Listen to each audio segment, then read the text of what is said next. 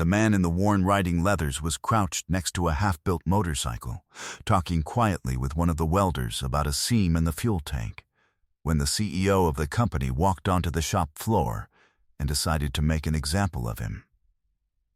He did not ask who the man was. He did not need to. He could see what he was: scuffed boots, a beat-up jacket, 3 days of stubble, the look of a man who had ridden in off the street. And Preston Crane, who had a board meeting in 50 minutes that would decide whether his family's 90-year-old company survived, did not have the patience that morning for a stranger touching his merchandise. "Hey, hey," his voice cut across the shop. "Who let you in here?" The man started to stand. This is a working floor, not a museum. You can't just wander in off the street in a costume and start pawing at the product." Preston's voice was rising now, and he liked the way the floor went quiet around it. The way it always did. "Tess, why is this guy on my floor? Did you let him back here?"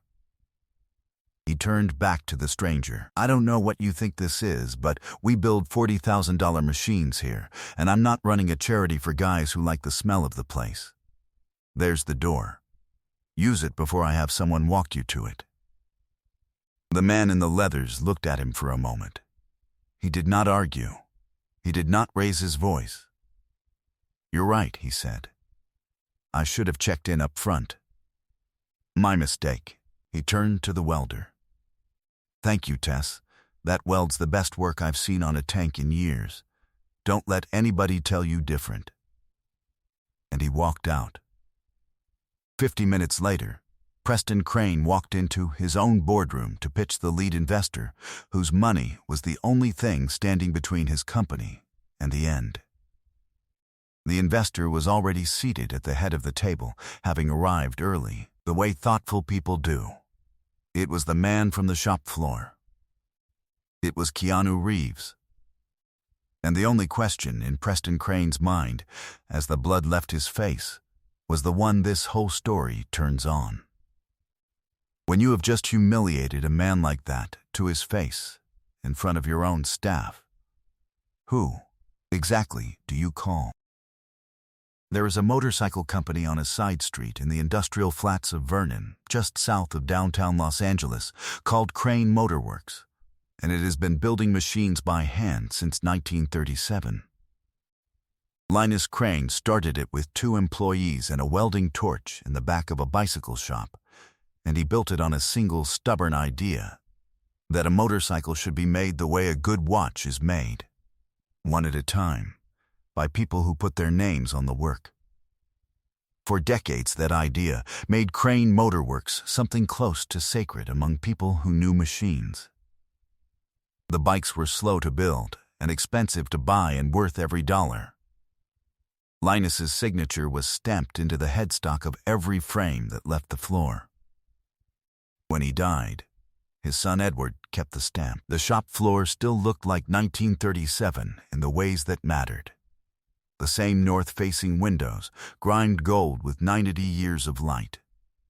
The smell of cutting oil and hot steel, and the particular ozone tang of a TIG arc. Hand tools worn smooth by 3 generations of palms. A wall of headstock stamps going back to the founding, each one a frame, each frame a person's afternoon. There were people on that floor whose fathers had worked on that floor. It was not a factory. It was a workshop that happened to be a business, and the difference was the entire point. But the business part had been losing for a long time. The market had changed. The debts had grown, $11 million of them, give or take, most of it inherited, some of it Preston's. The bank had stopped returning calls warmly. And the only lifeline left was a small group of private investors who cared about heritage manufacturing, led by a man who had quietly built a reputation for putting his own money behind craftsmen the world had stopped paying attention to. That man had asked to visit before he committed. He wanted to see the floor. He wanted to see how the bikes were actually made, and by whom. He had not asked for a tour. He had not announced himself.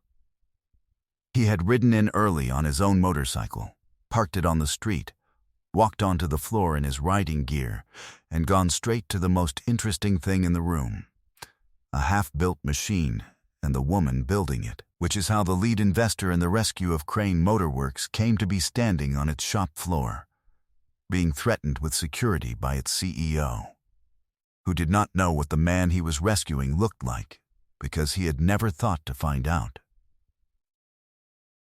Preston Crane was 44 years old, and he had spent every one of the last 11 years trying to prove a dead man wrong. His grandfather Linus had built the company. His father Edward had run it for 30 years, and Edward Crane had been a titan, brilliant, exacting, and cruel in a way that he called standards. Edward had raised Preston the way he ran the floor. Nothing was ever good enough. Every mistake was a referendum on the boy's character, and praise was a thing you withheld so it could not make a person soft. Preston had grown up on the receiving end of his father's contempt at the dinner table, and, worse, in front of the men on the floor, who had learned to look away when Edward started in on his son. "You'll run this place into the ground," Edward told him, more than once. "You don't have it.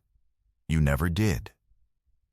Then Edward died and left Preston the company anyway, because there was no one else, and Preston had spent 11 years drowning in the prophecy. The company was failing, not because Preston was lazy, he worked himself sick, but because the world had moved, and the debts were old, and some things cannot be saved by one frightened man working harder. And every quarter the numbers got worse. Preston heard his father's voice more clearly. "You don't have it. You never did." So he had become his father. Not on purpose. It just leaked out of him, under pressure, the only model of strength he had ever been shown. He dressed people down on the floor. He made examples. He confused fear for respect, because fear was the only thing his father had ever taught him to produce. He told himself it was leadership. It was a terrified man doing the one impression he knew. That morning, with the most important meeting of his life 50 minutes out, with the prophecy closer than it had ever been, Preston Crane walked onto his floor and saw a scruffy stranger touching his bikes, and every ounce of the fear in him came out as his father's voice. He did not see Keanu Reeves. He saw a chance to look, for once, like a man in control of something. He was wrong about that too. The welder's name was Tess Okafor, and she was 28, and she was the best builder on the floor by a distance everyone but Preston seemed to acknowledge.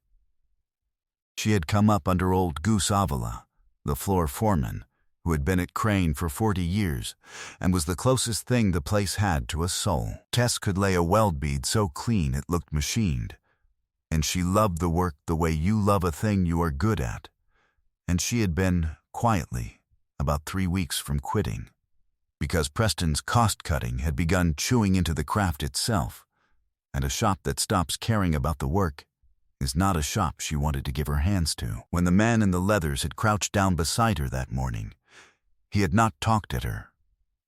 He had asked her a real question about the scene she was running, the kind of question only someone who understood the work would ask, and they had been deep in it, two people who cared about the same thing, when Preston came across the floor. She had tried. "Mr. Crane, he's not just." She had started Tess back to work. He had not even looked at her. He had decided the man's worth in 4 seconds, and she had watched the whole floor absorb the lesson, that this was a place where a person could be erased in front of everyone, and that no one, not even the best builder in the room, got to say otherwise. She had gone back to her bench with her face hot, listening to a man she respected get walked toward the door, and she had thought, 3 weeks. I'm done in 3 weeks. She did not yet know that the stranger she had been talking to held the future of the entire company in his hands, or that the worst morning of Preston Crane's life was about to become the best thing that ever happened to her bench. In the boardroom, Preston Crane stood in the doorway and understood, all at once, the size of what he had done. He did not sit down. He could not. He said something. "Give me one moment, I'm so sorry. One moment." And he backed out of the room and into the hallway and pulled out his phone. Because that is what a man like Preston does in a crisis. He makes calls. He had spent his whole career believing that any problem could be managed, leveraged, spun, or paid down if you just got the right person on the line. So he called his head of investor relations, Dana. "He's here. He's in the room." And he could barely say it. "I threw him off the floor this morning. I didn't know who he was. I told him to get out. I threatened him with security." A long silence on the line. Then Dana, carefully, "You threatened the lead investor with security." "Preston, what exactly did you say to him?" he told her. Hearing it in his own voice was worse than living it. "I can't fix that with a phone call," Dana said. "Nobody can. That's not a PR problem. That's just a thing that happened." He hung up and called the board chair, his late father's old partner, a man named Arthur Voss, who had known Linus Crane personally. Arthur listened to the whole thing in silence, and when he spoke his voice was tired in a way Preston had never heard. "You know what your father would have done in there," Arthur said. "He'd have doubled down. He'd rather have lost the company than admit he was wrong in front of the floor. I watched him do it for 30 years. A pause. "I keep hoping you're not him. Don't make me stop hoping today." He called his assistant. He called the lawyer. He stood in that hallway with the phone hot against his ear, working down the list of everyone he had ever called to make a problem go away. And one by one they told him the same thing in different words. There was no one to call. The last call was to Gus Avila, the old foreman, down on the floor. Preston did not even know why he dialed it, except that Gus had been there since before Preston was born and had watched him grow up under Edward's contempt. Gus did not let him finish. "Son," Gus said, "I've been on this floor 40 years. I've seen every trick your daddy ever pulled to wriggle out of being wrong, and not one of them ever once made a man respect him. A breath. There's nobody on that phone who can save you. You want to fix this. You put the phone in your pocket, you walk back in that room, and for 10 minutes you be a better man than you were this morning. That's the only call left. And you gotta make it in person." Preston Crane put the phone in his pocket. He walked back into the room. Keanu had not moved. He had not told the board what happened. He had not made a single call of his own. He sat at the head of the table, calm, waiting, with the patience of a man who has all the leverage and no interest in using it as a weapon. "I'm sorry to keep everyone waiting," Preston said. His voice was not steady. "It's all right," Keanu said. And then he asked the question quietly to Preston, in front of the whole board, and it was not a trap. It was the only thing he actually wanted to know. "An hour ago, on your floor, you had no idea who I was. There was nothing in it for you. So that's the version of you I got to meet." He let it sit. "Is that how you talk to people when you think it doesn't cost you anything?" Preston Crane opened his mouth. Nothing came out. "Can I have 5 minutes?" Preston said. "Alone, please." They went down the hall to his office, which had been his father's office, the big desk Edward Crane had sat behind while telling his son he didn't have it. Keanu came in and looked around at it and sat down in the chair across from the desk. Preston did not sit behind the desk. He could not. Somehow, he sat in the other guest chair next to the man he had humiliated. "I had 3 calls lined up," Preston said. "Coming back down that hall, I was going to manage this." He shook his head. "There's nothing to manage. I know that now. I didn't come back to ruin you, Keanu said. If I wanted to walk, I'd have walked.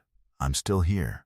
And then it came out of Preston Crane, the thing he had never said out loud to anyone.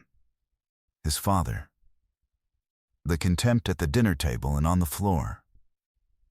You'll run this into the ground. You don't have it. You never did. 11 years of trying to disprove a dead man. The debts, the fear, the prophecy getting louder every quarter. And the worst part? The part that made his voice break? That was him out there this morning. On the floor. That wasn't even me. I heard his voice come out of my mouth. I've turned into the thing I spent my whole life terrified of. He pressed his hand to his eyes. And I can't seem to stop. Keanu listened to all of it. He did not interrupt. He did not rush to make it better. I've spent a lot of my life being underestimated, he said after a while. And I've lost more than I'll get into. And here's the only thing I know for sure about strength, after all of it. He leaned forward. The cruelest people I've ever met were the most afraid. Every single time. Your father wasn't strong, Preston. He was scared. Same as you. And he passed it down because that's what scared people do when nobody teaches them another way. He paused. Being kind when you've got all the power and nobody can make you. That's the only strength that was ever real. The rest is just fear in a good suit. Preston was very still. That welder, Keanu said. Tess, when you erased me in 4 seconds, you erased her too. She vouched for me, and you didn't even look at her. There were 20 people on that floor watching you decide what a person is worth. His voice stayed gentle. What do you think that taught them about working here? Preston closed his eyes. The script gives that a full breath. I'm not going to lecture you, Keanu said, standing. Your grandfather built this place one machine at a time, by people who put their names on the work. Your father ran it on fear, and it's dying. You get to pick which one of them you are. Go back out there and start with the woman whose weld you wouldn't even look at. Then he left the office to let Preston follow on his own. Preston Crane walked back into the boardroom, and then, instead of starting the meeting, he asked the board to wait, and he went down to the floor. He found Tess at her bench. The whole shop watched him come, the way they had watched that morning, braced for the next thing. He stopped in front of her, and he did not lower his voice this time either, but for the opposite reason. This morning I told you to get back to work, and I didn't look at you, he said, and the floor went quiet around it. You tried to tell me something true, and I treated you like you were nothing, in front of everybody. That was wrong. The man you were talking to said your weld was the best work he'd seen in years, and he's right. And I should have known it before a stranger had to tell me. He swallowed. I'm sorry, Tess. To you. And to all of you. My grandfather built this place on putting your names on the work. Somewhere I forgot that the names belonged to people. He turned then to where Keanu had come down to the floor behind him, and to Gus, and to the wall of 90 years of headstock stamps.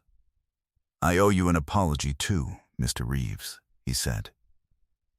Not because of who you are. Because I'd have done it to anybody who walked in looking like they didn't belong. That's the part I have to fix. Keanu smiled. Not the careful one. The real one. Slow, crooked, unhurried. That's all I needed to see, he said. Because that, it turned out, was what he had actually come to evaluate. Not the books. Not the bikes. Whether the company had a soul worth saving, and whether the man at the top of it could still be reached. He had gotten his answer twice over, once on the floor that morning, and once just now. It was Gus who started the clapping 40 years of him, and it went up across the floor. Tess stood at her bench with her eyes wet, not bothering to hide it. Keanu shook Preston's hand, said something quiet that made the younger man laugh and look down, and then he drifted toward the door the way he'd come, letting the floor have its moment without him in the middle of it. It did not fix the $11 million. That is not how it works. The investment came through. Keanu's group led it. But money does not undo 2 decades of decline in a quarter, and Preston still had hard, frightening years ahead. There was a night that first winter when he sat alone in his father's office in the dark and felt the old voice come back. Felt himself about to snap at someone the next morning, and wondered if a man could really change at 44 or if he was just Edward Crane on a delay. It was Gus who told him the hard thing, the next day, over coffee at the bench. "You're gonna want to be him again," the old foreman said. "Pressure'll do it. The trick isn't never feeling it. The trick is what you do in the 10 seconds after you feel it. That's the only part you control." He shrugged. "Your grandpa felt it too. He just put it down. Your daddy never learned how. You can learn." So Preston learned, slowly, badly at first, then better. He moved his office down to the floor, a desk in the corner of the shop where his grandfather's had been, where he had to look people in the eye all day. He promoted Tess Okafor to lead fabricator and gave her a new hand-built flagship line to head, the first new crane model in 19 years. He restored Linus's original workbench and put it where the new hires could see it. And he did one thing nobody understood at the time. He had every machine that left the floor stamped not just with the crane headstock mark, but with the name of the person who built it, right there for the customer to see. The names belonged to people. It became the whole pitch. It became the thing that saved them. Tess did not quit in 3 weeks. 4 years later, her flagship machine was on the cover of 2 magazines, her name stamped on the headstock of every one, and she ran the floor Gus had run before he finally retired, to a party, with a cake, with his name on a plaque, thrown by a CEO who had learned what that was worth. And Preston, late one night that first year, found a box of his father's papers, and in it a letter Edward had written and never sent, to his own father, Linus, full of the same wound, the same "you never thought I had it," the same fear passed down one more generation back than Preston had known. He read it twice. Then he put it in a drawer, and he did not pass it down again. The chain stopped in that office. Keanu stayed a quiet partner. He never came to a board meeting. He came to the floor 2 or 3 times a year in his riding leathers, and went straight to whatever was half-built and most interesting, and talked to whoever was building it. He always checked in up front now. Preston had laughed about it, the first time. So had he. I've told a lot of stories on this channel. I keep coming back to this one. I think it's the question in it that stays with me. Who do you call when you've done something like that? Because the honest answer is nobody. There's no number you can dial that turns you back into a person you can live with. We spend so much of our lives believing the right phone call, the right move, the right spin will get us out of the things we do to each other. And it almost never will. The only way out of having been cruel is to walk back in and be something else. In person, with your own voice. I don't know that I'd have managed it. I'd like to think that if I'd heard my own worst parent come out of my mouth, I'd have had the nerve to stop and turn around. But honestly, I'm not sure. Most of us aren't sure.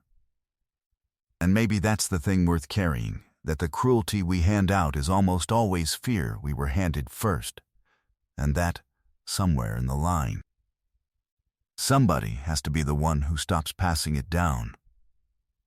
This story is fictional, inspired by Keanu Reeves's well-known reputation for treating working people with genuine respect.